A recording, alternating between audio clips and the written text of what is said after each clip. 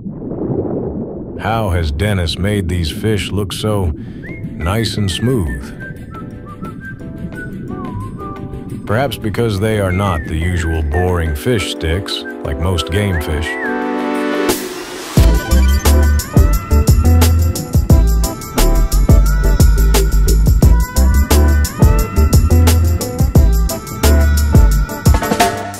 Low poly fish are known for following cubes.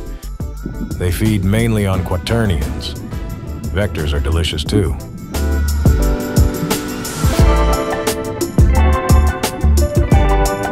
Do you know which is the most egoistic fish?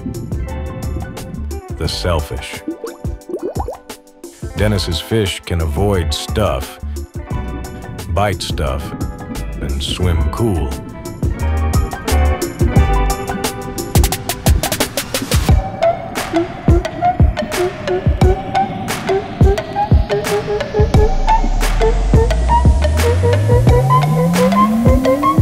Fish Alive, available on select marketplaces.